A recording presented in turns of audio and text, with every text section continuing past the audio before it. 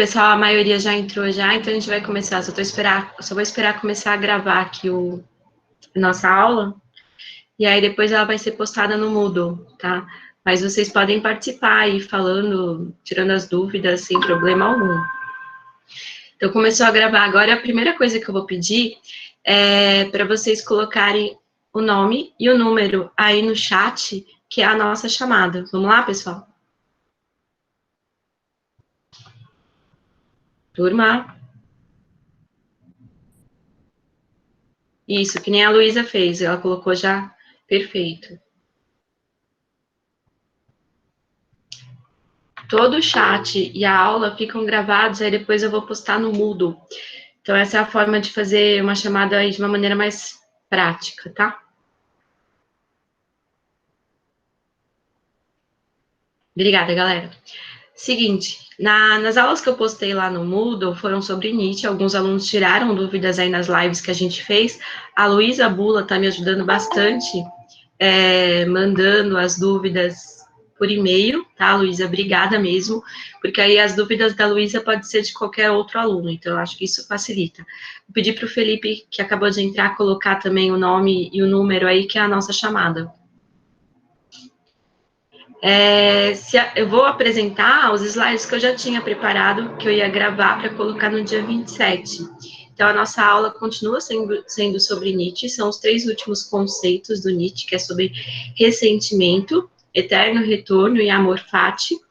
E aí, a nossa próxima aula já é sobre Freud e Jung também, que é como que a psicanálise vai ser construída em cima da filosofia de Schopenhauer e do Freud, tá? E conforme eu for apresentando, eu não consigo ver se vocês estão com dúvidas ou não escrevendo no chat. Então, eu vou pedir para a Luísa mesmo aí, se alguém colocar alguma dúvida, me avisar, porque eu não consigo ler o chat ao mesmo tempo que eu estou apresentando. Pode ser, Luísa? Beleza, valeu. Vocês podem falar também, tá? Me interromper em qualquer momento. Então, eu vou começar a apresentar aí, compartilhar com vocês uma tela, que é do PowerPoint que eu já tinha preparado, para poder gravar a nossa próxima aula aí, que ia ser sobre esses conceitos aí do Nietzsche. Então, estão um pouco carregados, eu vou colocar também essa apresentação de PowerPoint no Moodle para vocês. Estão um pouco carregados porque eu fiz em forma de vídeo.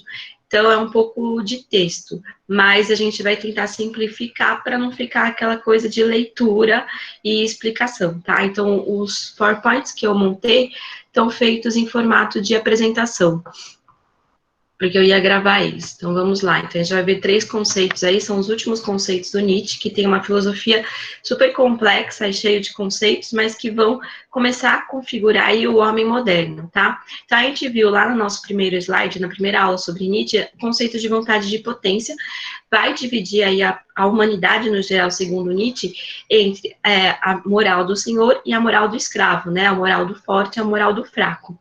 Então, essa oposição de senhor e escravo, nobre e plebeu, remete à vontade de potência, porque é nela onde as forças de diferenciação e expansão organizam o corpo do homem. Então, aqueles que têm a moral do senhor, a vontade de potência ativa, que vão fazer com que essa vontade de potência entre em atividade, eles vão se transformar nos fortes, né, os senhores que vão comandar aqueles que são fracos ou escravos. Para o Nietzsche, a filosofia, ela vai se misturar com a biologia, né, com a própria fisiologia do corpo. A pessoa se sente realmente mais forte quando ela faz com que a vontade de potência dela seja ativamente no mundo, tá?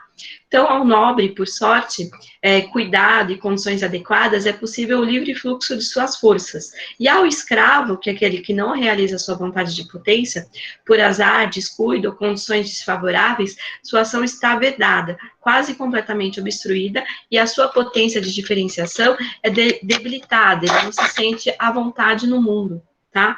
E ele acaba caindo no niilismo, aquela vida que se transforma num nada, onde tudo é projetado para o futuro, e a sua vontade de potência não é realizada no aqui e agora. Então, o nobre, ele vai começar a confundir essa vontade de potência dele, a sua valoração com o mundo. Ele se sente o dono do mundo porque ele é capaz de fazer tudo pelas condições favoráveis que ajudam com que essa vontade de potência seja realizada. Então, porque o mundo mesmo parece estar em suas mãos, tá? Ele demonstra o controle de si e de sua relação com o que lhe é exterior. os dois movem-se em harmonia, tanto a vontade de potência como a pessoa, né, que realiza essa vontade de potência. É uma dança onde os dois crescem em potência, já o escravo, de imediato, cria uma separação entre ele e o mundo, porque ele não consegue se realizar no próprio mundo em que ele está inserido. Então, ele começa a não se reconhecer como parte daquele mundo, tá? Então, ele cria essa separação entre ele e o mundo, negando o exterior em busca de afirmar-se com seus parcos recursos que lhe restam. Então, ele vai criar um certo ressentimento, né? Porque ele não se reconhece como pertencente ao mundo. E olha como que esse conceito do Nietzsche é muito adequado para a nossa própria época. Embora ele tenha escrito essas teorias e esses conceitos sejam por volta de 1883, ainda são conceitos muito que dá para fazer uma análise do nosso próprio mundo, da nossa própria realidade social, tá? Então, o Nietzsche, ele analisa do ressentimento, ele faz uma análise do ressentimento através de uma fisiopsicologia. E olha aí, é o Freud surgindo. O Freud é leitor do Nietzsche, né? O Nietzsche é o primeiro filósofo da história da filosofia que vai fazer essa análise tanto das emoções como das relações que as pessoas têm com o próprio mundo. Então, de que forma o ressentimento nasce dessa impotência da realização da vontade de potência, né? E contamina o próprio organismo. Então, analisando o nobre e o plebeu, podemos ver como o primeiro, que é o nobre, né, a ação toma o corpo e a mesma relação, a reação é forte bastante para encontrar caminhos novos e inesperados. Então, ele vai, ele age, ele faz, a vontade de potência dele é colocada no mundo, é colocada em ação. Então, o nobre dispõe de uma plasticidade. O que é essa plasticidade? Se não der certo aqui, vamos tentar por outro caminho. Ele consegue ser uma pessoa maleável, mas ele ativa esse processo de vontade de potência, tá? Que o faz ativo no processo. Ele é capaz de agir de múltiplas maneiras e afirmar-se sempre com o máximo de potência e espontaneidade. Não há hesitação por se aprova, ele vai lá e faz, independente da situação que ele se encontra.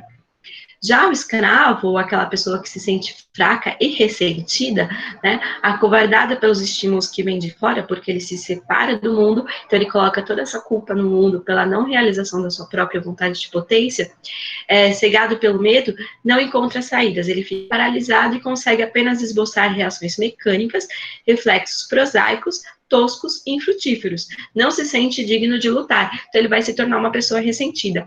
Esse conceito do ressentimento do Nietzsche vai influenciar o Freud para poder entender o que torna as pessoas ressentidas ou o que torna as pessoas fracas psicologicamente para terem os seus traumas, né? A gente vai ver isso aí na próxima aula, quando a gente vai falar do Freud e do Jung. Então, dentro desse contexto, a cama está armada para o nascimento do ressentimento. Como diz o Nietzsche, né, lá em Esse Homo, ele fala o seguinte: o ressentimento a ninguém é mais prejudicial do que ao próprio ressentido.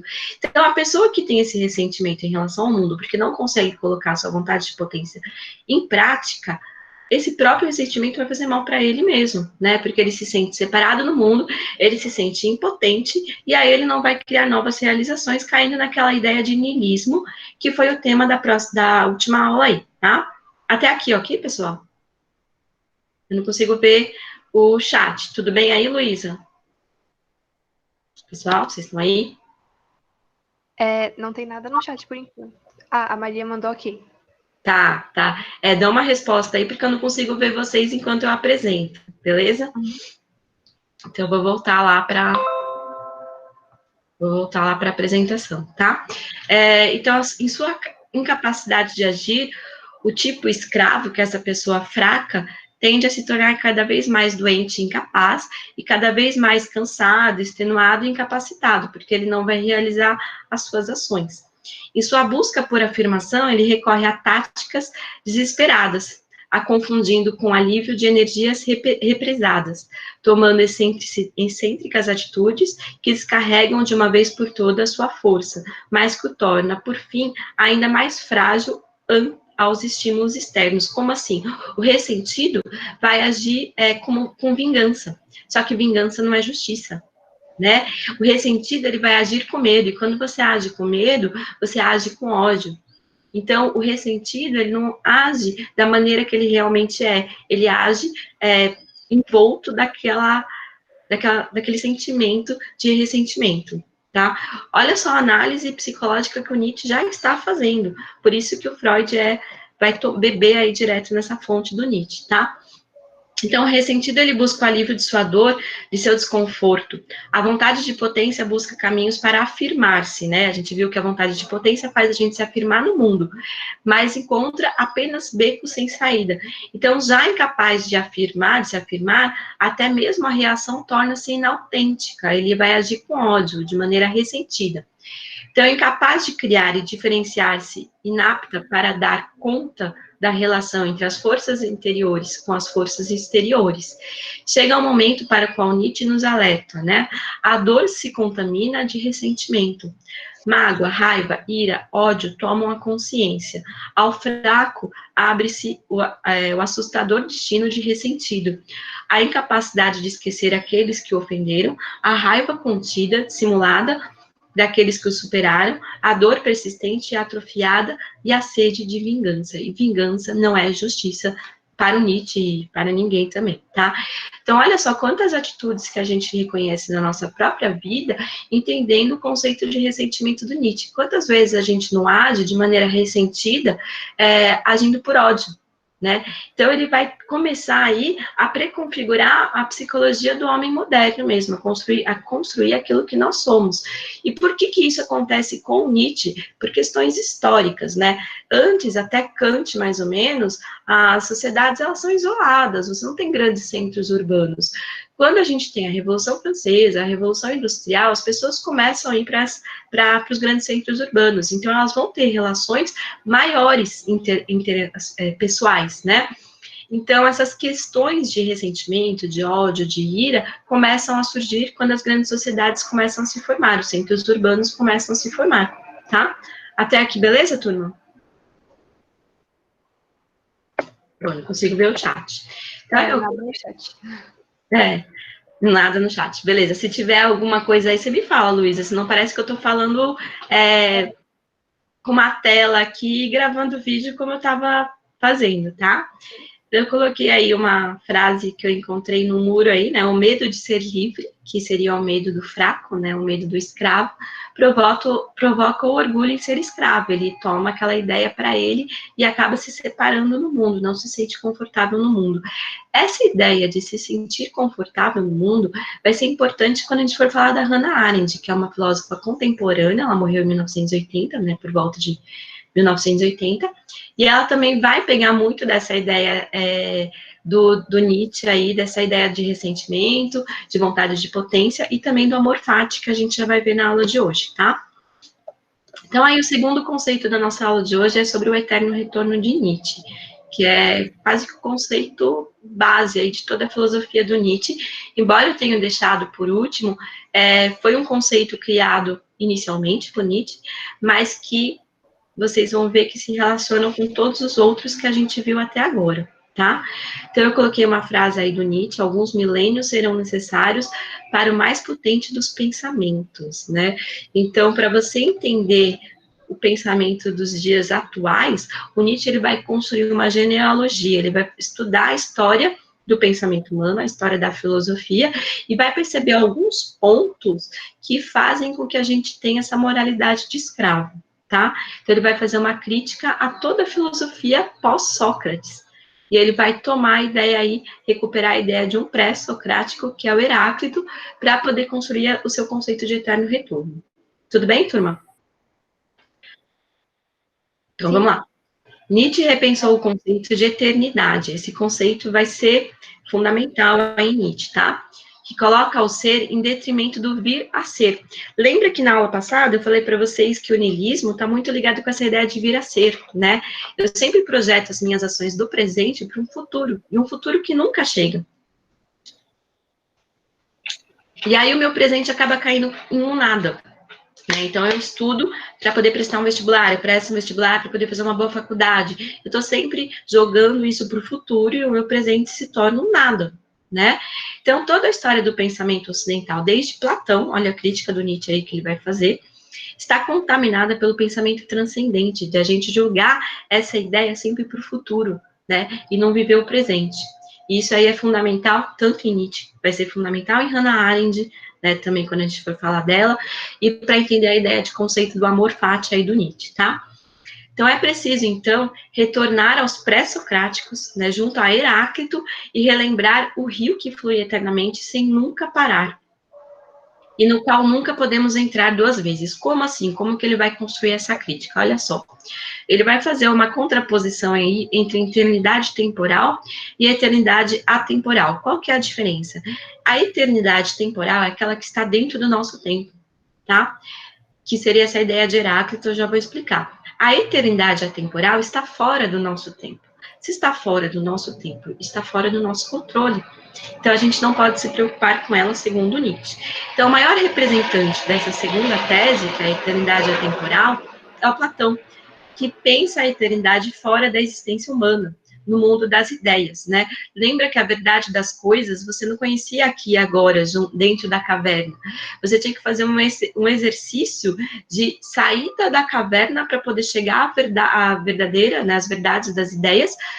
E isso só era alcançado quando a sua alma encontrasse, junto com a alma dos deuses, né? O Platão, ele é politeísta, que deteriam a verdade das coisas. Então, é extratemporal, é atemporal, né? Fora da nossa vivência aí.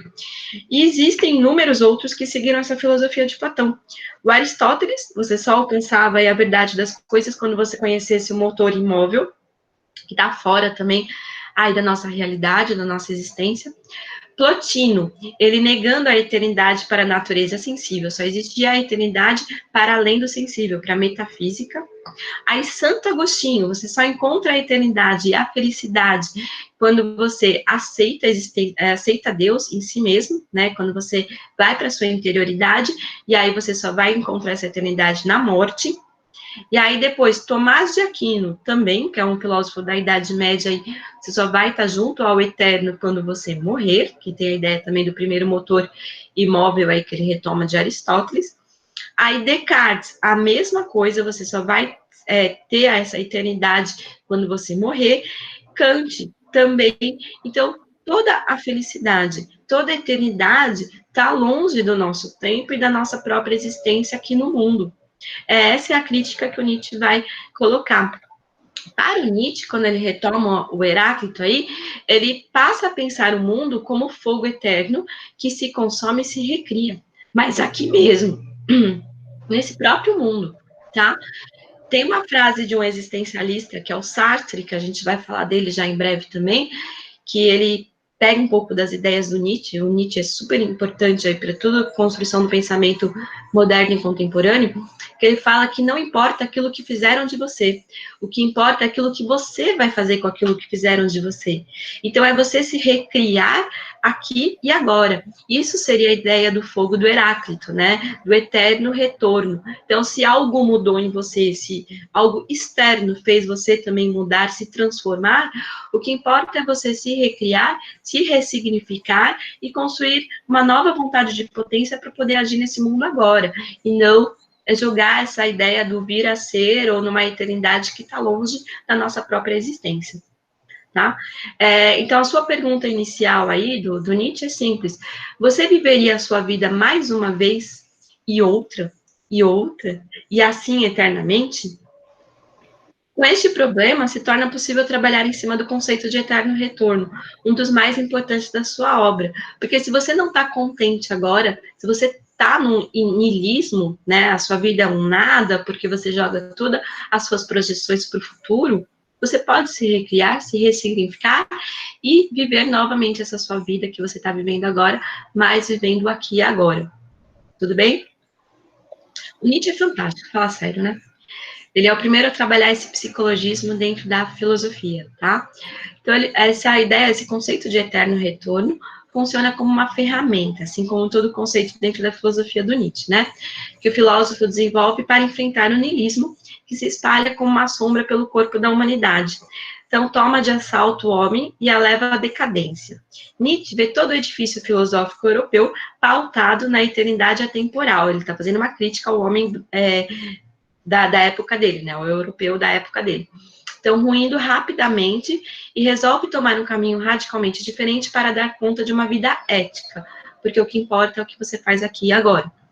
Então, a força do eterno retorno está na possibilidade de fundar uma filosofia pautada na imanência pura. Eis a sua importância. O que significa aí, pessoal, esse conceito de imanência, tá? Que vai ser importante para a gente. Peraí, só um minutinho. Que vai ser importante aqui para a gente. Ops, peraí que eu fiz caca. Não era isso que eu queria.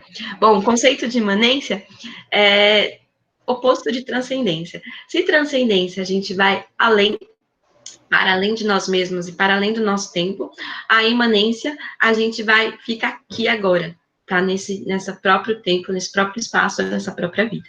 Tudo bem? Então, vamos mudar de slide aí. Até aqui, pessoal, alguma dúvida? Não. Mesmo? Uhum. Beleza. Então, o último conceito aí do Nietzsche que vai ser importante para a gente trabalhar aquilo que vai vir para frente, tá? É sobre o amor fati, que para mim é um dos conceitos mais bonitos dentro da filosofia. Então, eu coloquei para vocês aí um trechinho da Gaia Ciência, que é um livro do Nietzsche, né? A gente está no parágrafo 276, que ele fala o seguinte: quero cada vez mais aprender a ver como belo aquilo que é necessário nas coisas. Amor fati, que significa amor ao destino, seja este doravante o meu amor. Não quero fazer guerra ao que é feio. Não quero recusar, não quero nem mesmo acusar os acusadores. Que minha única negação seja desviar o olhar. E tudo, somado em suma, quero ser, algum dia, apenas alguém que diz sim. Então, o dizer sim é colocar a sua vontade de potência em ação, tá? É dizer sim para o destino, dizer sim para o agora, e dizer sim para a própria vida. Então, o amor fati você é o exemplo maior pela própria vida e pela própria ação humana. A Hannah Arendt, que a gente vai falar dela um pouco mais para frente, ela transforma essa ideia de amor fati, que é o amor do agora, da ação, tá? Em amor mundi. Segundo ela, a ideia de amor fati do Nietzsche, ela é muito isolada, ela é muito só de um único ser, tá? Então, ela vai transformar esse amor fati em amor mundi, que seria amor à própria humanidade, que levando em consideração todos os outros. O Nietzsche, segundo a Hannah Arendt, trabalha essa ideia muito dentro do contexto de um único ser, tá?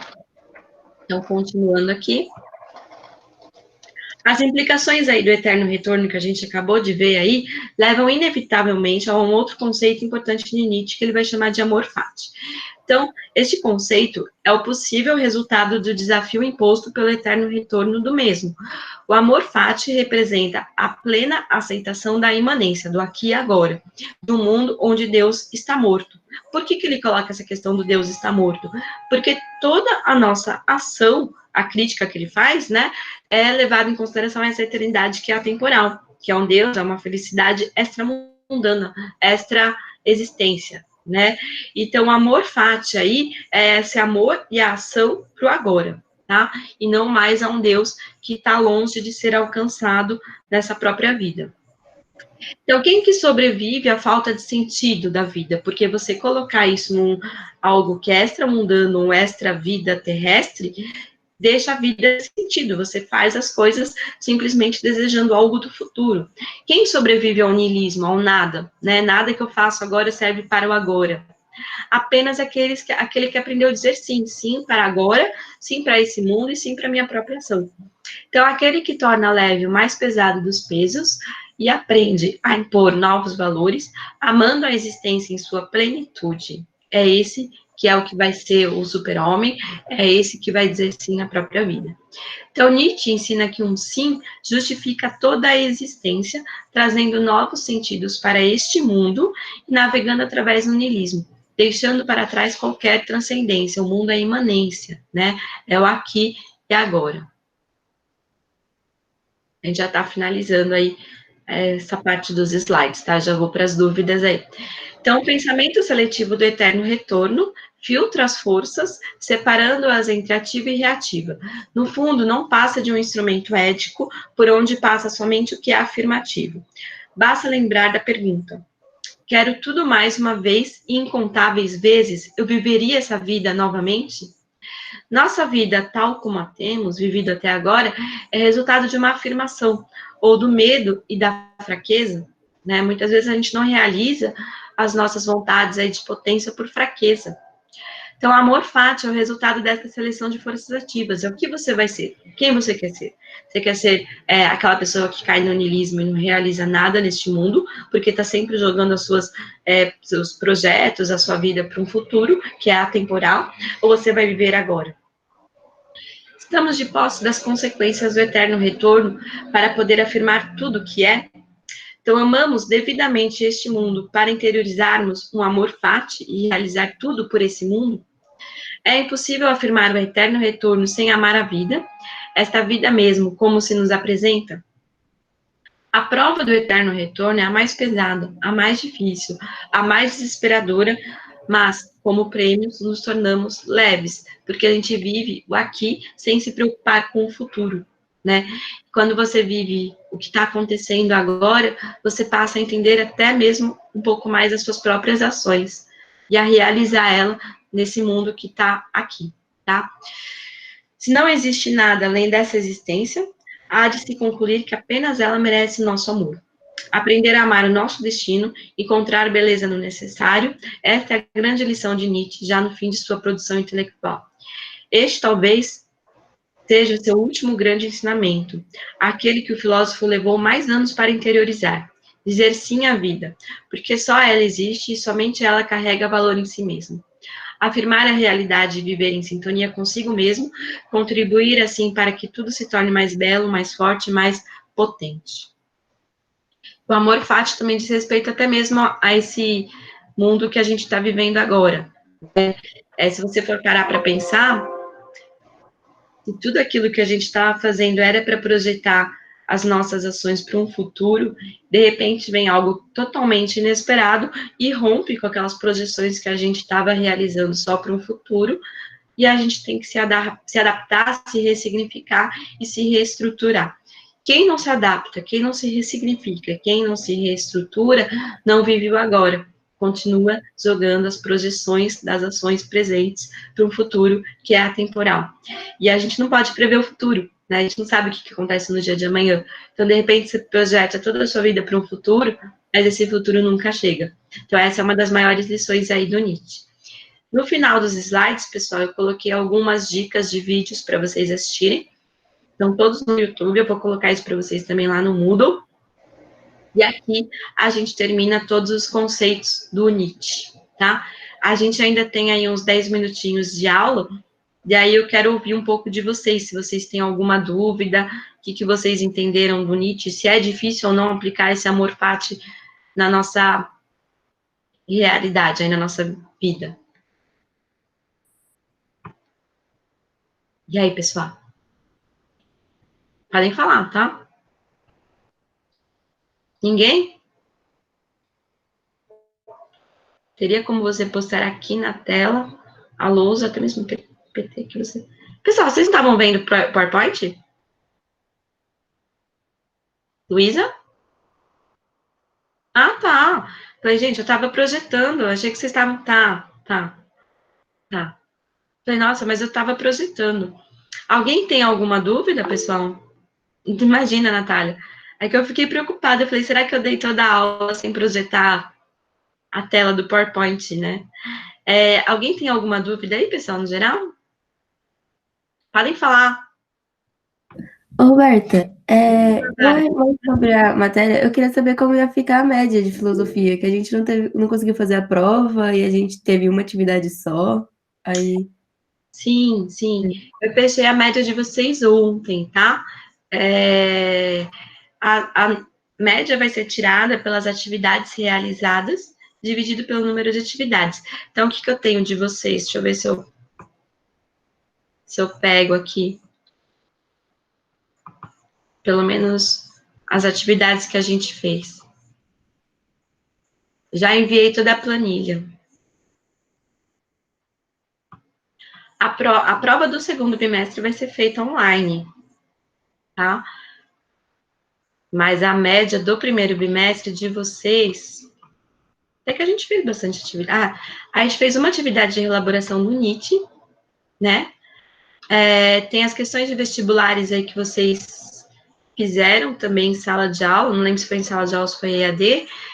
A gente tem a prontidão e a gente tem o simulado. Então, a gente tem 4 notas aí que saíram a média de vocês, tá? Tranquilo. Do NIT, eu pensei que a gente tinha feito a atividade do Schopenhauer. Desculpa, do Schopenhauer, isso. Ninguém ficou com uma média abaixo aí de 7, tá? Então, não se preocupem. Aliás, vocês sabem que eu costumo dizer isso em aula, que a nota é só um termômetro que vale até para mim mesmo, para ver como que vocês estão aprendendo ou não isso. O que eu quero é que vocês aprendam, que vocês possam chegar lá no Enem, nos vestibulares e sair na frente de vários outros alunos aí, podendo entrar naquilo que vocês quiserem, tá? Então, o que eu me preocupo mais é em relação ao conteúdo e ao conhecimento. É isso que eu quero saber de vocês. Estão entendendo? Precisa de alguma coisa, alguma dúvida? Só pedir socorro aí. Vocês têm um e-mail, tem um WhatsApp também, que eu tenho um grupo das meninas, ou então no Moodle, vocês podem perguntar o que vocês quiserem, porque eu não quero que vocês deixem de aprender, beleza? Mais alguma dúvida, turma? Não? Tá, o que vai cair na nossa prova, então, EAD, que é só no meio de junho, né? Apesar que a gente vai ver ainda como é que vai estar lá as coisas e tal. Vai cair Nietzsche, tá? Vai cair Freud e Jung, não caem, que não fazem tanto parte da história da filosofia, a gente só vai ver como que eles tomam esses conceitos do Nietzsche para construir a psicanálise analítica, e aí depois vai cair existencialismo de Sartre, que já é uma das próximas aulas aí que a gente vai ter, tá? Então, vão ser questões de vestibular, principalmente sobre Nietzsche e sobre Sartre. No Moodle, o que eu vou postar?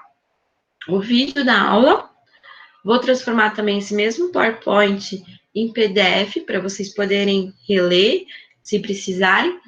E aí, semana que vem, eu posto algumas questões de vestibular sobre Nietzsche, aí, que é importante, tá?